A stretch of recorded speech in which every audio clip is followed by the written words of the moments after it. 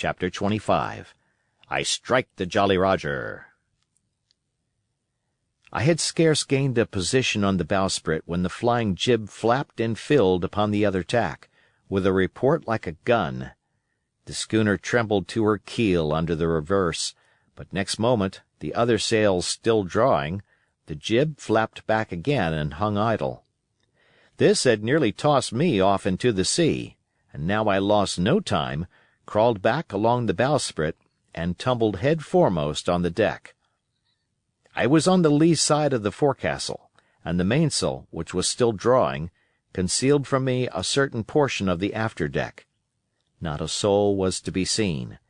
The planks, which had not been swabbed since the mutiny, bore the print of many feet, and an empty bottle, broken by the neck, tumbled to and fro like a live thing in the scuppers.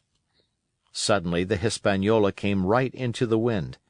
The jibs behind me cracked aloud, the rudder slammed to, the whole ship gave a sickening heave and shudder, and at the same moment the main boom swung inboard, the sheet groaning in the blocks, and showed me the lee after deck. There were the two watchmen, sure enough, Red Cap on his back, as stiff as a handspike, with his arms stretched out like those of a crucifix, and his teeth showing through his open lips. Israel Hands propped against the bulwarks, his chin on his chest, his hands lying open before him on the deck, his face as white, under its tan, as a tallow candle. For a while the ship kept bucking and sidling like a vicious horse, the sails filling, now on one tack, now on another, and the boom swinging to and fro till the mast groaned aloud under the strain. Now and again, too, there would come a cloud of light sprays over the bulwark, and a heavy blow of the ship's bows against the swells. So much heavier weather was made of it by this great-rigged ship than by my home-made lopsided coracle, now gone to the bottom of the sea.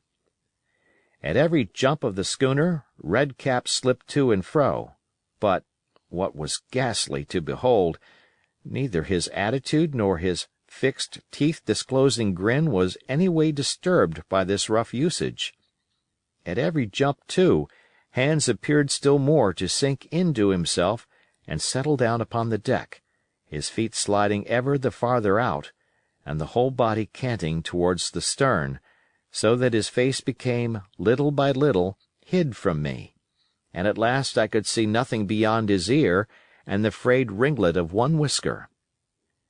At the same time I observed, around both of them, splashes of dark blood upon the planks, and began to feel sure that they had killed each other in their drunken wrath. While I was thus looking and wondering, in a calm moment when the ship was still, Israel Hands turned partly round and with a low moan writhed himself back to the position in which I had seen him first. The moan, which told of pain and deadly weakness, and the way in which his jaw hung open went right to my heart.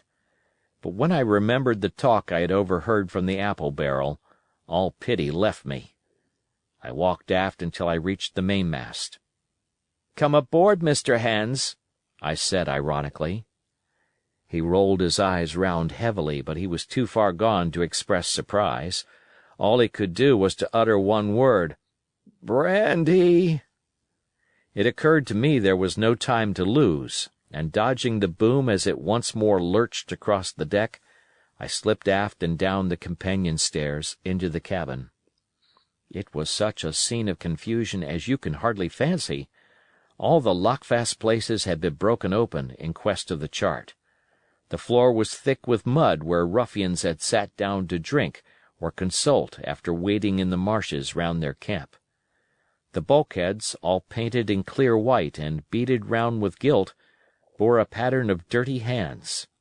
Dozens of empty bottles clinked together in corners to the rolling of the ship. One of the doctor's medicinal books lay open on the table, half of the leaves gutted out, I suppose, for pipe lights.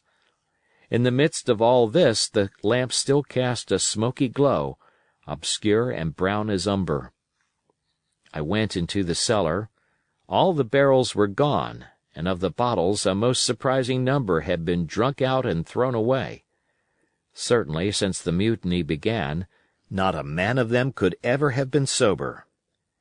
Foraging about, I found a bottle with some brandy left, for Hans, and for myself I routed out some biscuit, some pickled fruits, a great bunch of raisins, and a piece of cheese.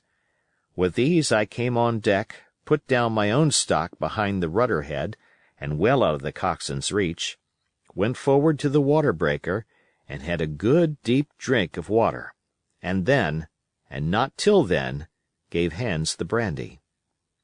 He must have drunk a gill before he took the bottle from his mouth. "Aye," said he, "by thunder, but I wanted some of that." I had sat down already in my own corner and begun to eat. "Much hurt?" I asked him.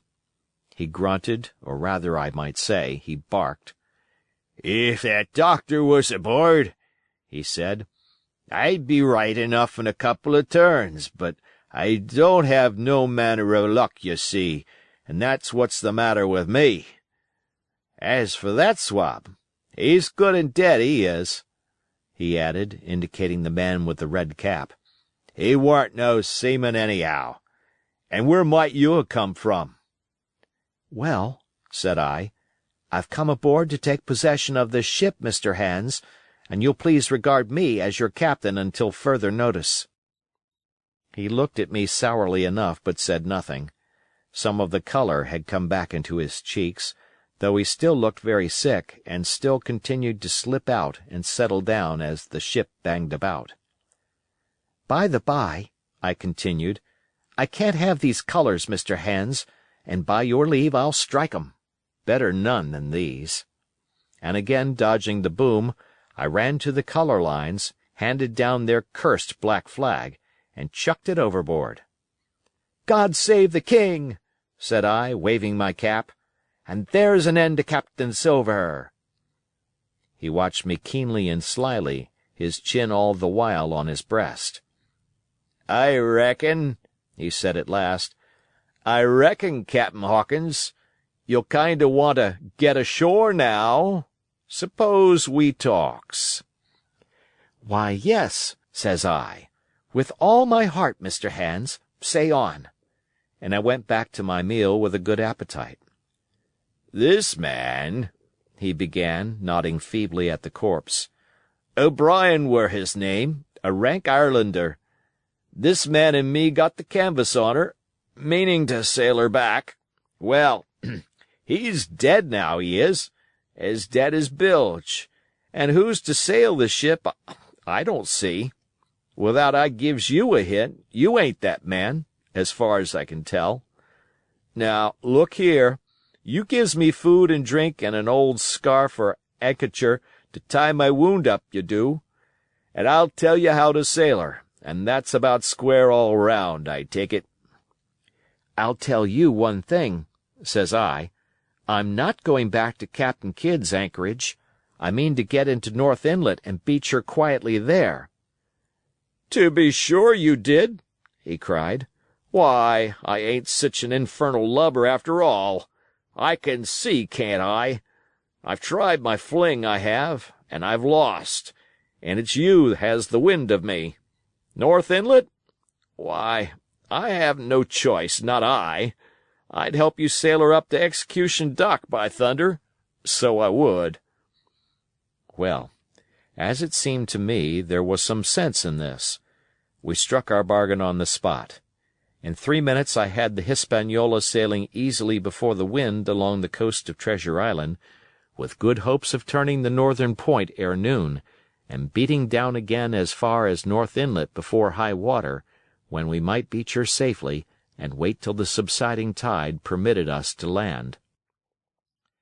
Then I lashed the tiller and went below to my own chest, where I got a soft silk handkerchief of my mother's. With this, and with my aid, Hans bound up the great bleeding stab he had received in the thigh, and after he had eaten a little and had a swallow or two more of the brandy, he began to pick up visibly, sat straighter up, spoke louder and clearer, and looked in every way another man. The breeze served us admirably. We skimmed before it like a bird, the coast of the island flashing by, and the view changing every minute. Soon we were past the highlands and bowling beside low, sandy country, sparsely dotted with dwarf pines, and soon we were beyond that again and had turned the corner of the rocky hill that ends the island on the north. I was greatly elated with my new command, and pleased with the bright, sunshiny weather, and these different prospects of the coast. I had now plenty of water and good things to eat, and my conscience, which had smitten me hard for my desertion, was quieted by the great conquest I had made. I should, I think, have had nothing left me to desire, but for the eyes of the coxswain as they followed me derisively about the deck, and the odd smile that appeared continually on his face. It was a smile that had in it something both of pain and weakness, a haggard old man's smile. But there was, besides that, a grain of derision, a shadow of treachery, in his expression as he craftily watched and watched and watched me at my work. End of chapter.